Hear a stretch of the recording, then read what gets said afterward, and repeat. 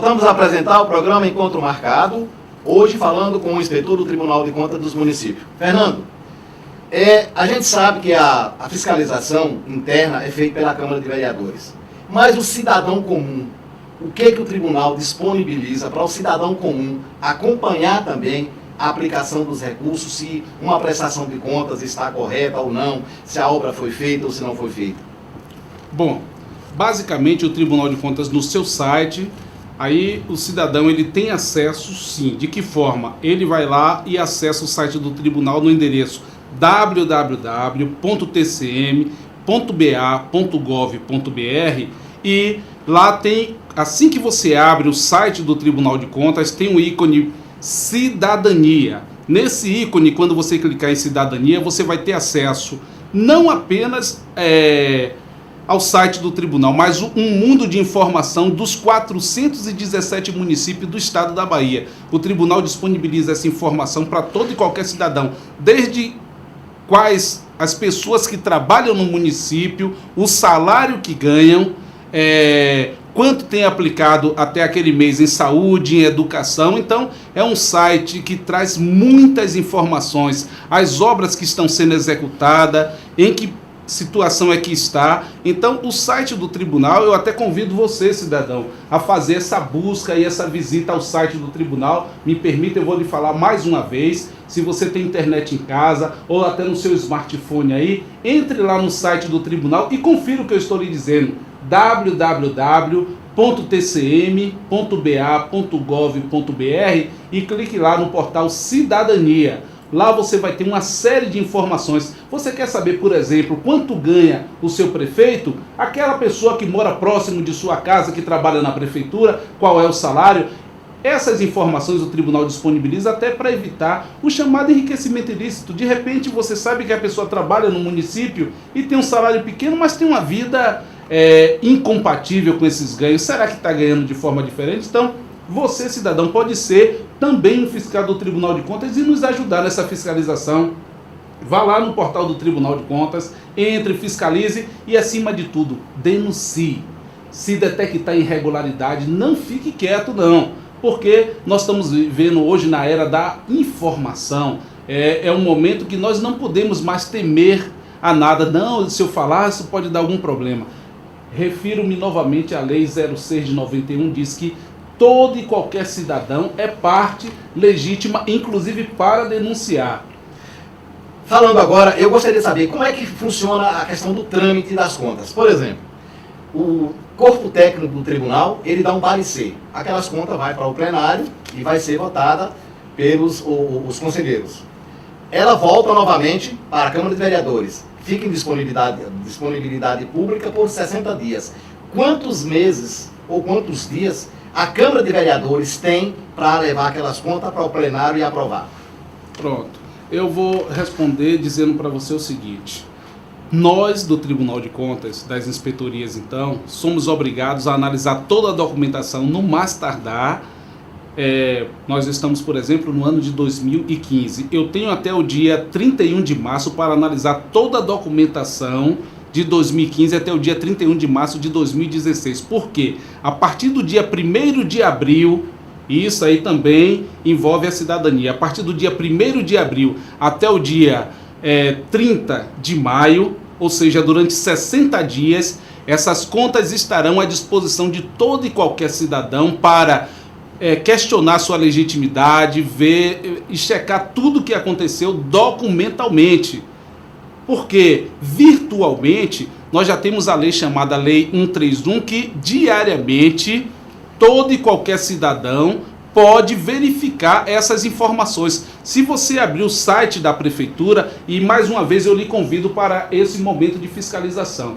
Se você abrir o site do município qual você mora e tá lá, Lei 131, você clicar e as contas não tiverem disponível para você verificar, essa é diariamente, ou seja, para cumprir a lei do D+1.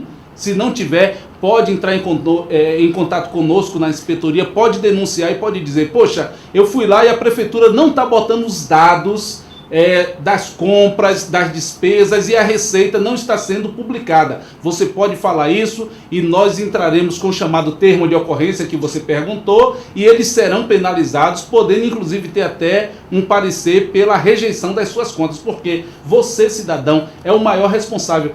Lhe peço até e lhe encarecidamente, não espere apenas dos órgãos de fiscalização fiscalizar. Você é o principal interessado. Uma certa vez, Modesto, até dando aula na universidade, né, como professor que somos, e aí alguém questionava sobre a questão dos impostos, dos tributos, e aí eu dizia para esses alunos, olha, todo e qualquer cidadão tem direitos e tem obrigações, inclusive o mendigo, aquelas pessoas que estão à margem da sociedade, eles são também contribuintes e pagam impostos. E os alunos aí pasmam, mas os mendigos pagam impostos? Claro, paga os impostos mais altos que há. Por quê? Porque geralmente são as pessoas que, pela exclusão social, que é o primeiro e maior pagamento que tem da exclusão social. Segundo, são as pessoas que consomem álcool, são as pessoas que consomem cigarros, que têm as maiores tributações. Exatamente. Ou seja, eles pagam o preço da exclusão social e pagam o preço por esse consumo que tem. Ah, mas não trabalham, mas estão pagando. São chamados que já vem embutido nos produtos. Então,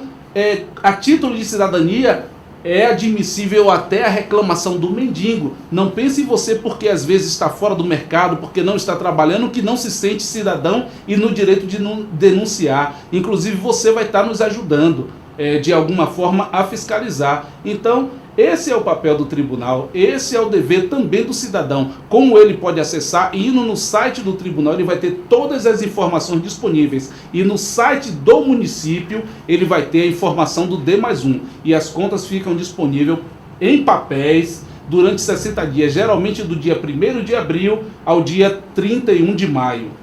Fernando, é uma outra coisa que se questiona muito.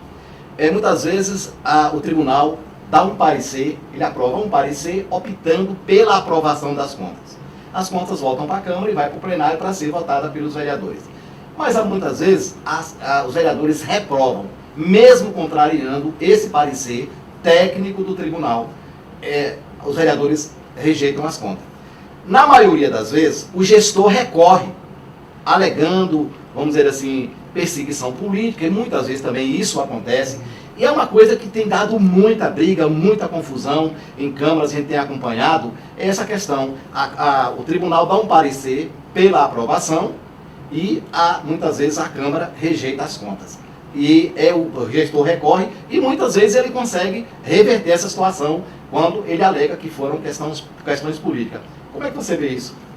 Olha, pela Constituição, quem realmente faz o julgamento é a Câmara. O tribunal ele é um órgão auxiliar e dentro da sua visão técnica ele opina pela aprovação ou pela rejeição. Cabe à Câmara, dentro da sua independência e liberdade, e aí gostaríamos que isso fosse de forma técnica, e não política, né? Mas infelizmente nós estamos lidando com políticos. E muitas vezes um parecer do tribunal tem indícios que poderia até levar a uma rejeição de contas. Certa vez eu recebi a visita de um vereador e esse me procurou indignado. Mas, Fernando, como pode o Tribunal de Contas aprovar as contas desse prefeito nesta situação aqui, assim, assim, assado?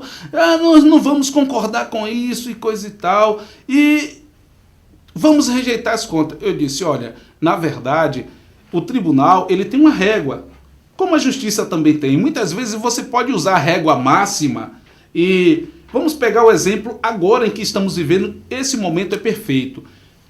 Você, no início da nossa conversa, você falou sobre a questão dos gastos de 60% com o pessoal, que é uma reclamação dos prefeitos. Na minha opinião, é uma opinião pessoal, não necessariamente do tribunal. Não seria justo se nós fôssemos verificar, nesse momento que nós estamos vivendo um momento conturbado politicamente e quase recessivo. Não chega a ser uma recessão, mas com a inflação em alta, todos os gastos e um detalhe, folha de pagamento, ano após ano, ela sempre aumenta. Porque as pessoas têm direito a anuênio, quinquênio, biênio, aí vem a questão da formação, que ele adequa aos planos de cargos e salário de cada município, e essa espiral é crescente de gastos. E aí, se o tribunal fosse realmente analisar com a régua e os rigores da lei, eu acredito que quase que 90% dos municípios seriam penalizados. O tribunal usa uma régua mais tranquila. Qual é a régua? Ele observa a lei de responsabilidade fiscal e a própria lei de responsabilidade fiscal ela traz mecanismo dizendo o seguinte, que os municípios podem se adequar nos meses subsequentes àquela situação. Então não é o fato de, por ter sido extrapolado naquele período, rejeição imediata. Então nós estaríamos rejeitando 100%. Muitas vezes, é como eu disse, aquele vereador nos procura indignado e foi por causa disso que o vereador me procurou e disse: mas Fernando, como é que se o prefeito extrapolou esse gasto, o tribunal não rejeitou as contas? Porque se o tribunal usasse essa régua máxima e aplicasse, sem observar também os dispositivos que flexibiliza dentro da própria lei, o tribunal rejeitaria de 90% a 100% das contas, que são poucos. Na minha região, por exemplo, que eu tenho 13 municípios, se fôssemos aplicar a régua máxima dos rigores da lei, eu acredito que apenas 2 ou 3 municípios teriam condições de escapar no geral. Então, por isso que a ideia não é uma penalização de tal forma que o tribunal também não se presta a um papel político de estar aqui para tirar alguém da disputa eleitoral por isso ou por aquilo. Esse papel político ficou para as câmaras. O tribunal ele vai analisar dentro da viabilidade. O cidadão está aplicando corretamente, está gastando os recursos de praxe dentro da lei. O fato, às vezes, de você ter cumprido o limite, chegou a 54,5, 56. Ah, mas Fernando, aí extrapolou, tem que rejeitar. Foi essa a indignação do vereador que me procurou. Eu acho, na minha opinião, que eu já disse que essa é pessoal, injusto. Às vezes o cidadão faz tudo para cumprir, mas são fatores externos à sua vontade. Folha de pagamento, ela cresce com base até, independente de você contratar uma única pessoa. Se você mantiver 100% do quadro de um ano para o outro, você vai ter sempre um aumento. Então, é por isso que eu lhe digo que na Câmara o julgamento é político, o tribunal ele é técnico. Para encerrar, Fernando, eu gostaria de que você, se você fosse dar um conselho para os gestores desses 13 municípios que você comanda, a inspetoria de barreiras, qual o conselho que você daria para esses gestores? Prefeito, para você o conselho, muito cuidado. Nós estamos em um ano pré-eleitoral, cuidado com as contratações, cuidado com os gastos excessivos. Prefeito, vamos cumprir a lei de responsabilidade fiscal. Acima de tudo, vamos brigar também para que esses deputados que vocês que elegem possam rever essa lei de tal forma que ela contemple as situações da atualidade, porque ela foi criada há 15 anos atrás. Então é hora de vocês formarem uma corrente, não necessariamente de flexibilizar, mas de se adequar ao momento atual. O Pacto Federativo é uma das soluções, vocês têm que lutar. Então o meu conselho para você, muito cuidado, observem a lei, peguem as suas folhas de pagamento, que hoje é um dos principais problemas que nós temos. Vá dormir com ela para dever de casa aí, vá verificar por que essa folha está crescendo muito, está dentro do que é legal, está fora dos meus limites. Então, isso aí você não tem muito o que fazer, talvez tenha que refazer a lei, alguma coisa assim. Porém, não contrate pessoas indevidamente, não amplie os seus gastos, porque quer queira, quer não queira, o tribunal faz um julgamento técnico, mesmo usando os mecanismos que flexibiliza na lei em alguns pontos, mas ele tem que aplicar a lei. E infelizmente o tribunal não vai em nenhum momento arrefecer e deixar de aplicar a lei, porque o momento é de dificuldade. Em momentos de dificuldades, o arroxo tem que ser maior e você vai sofrer com isso se você não cumprir a lei. Você tem 2 minutos aí para as suas considerações finais.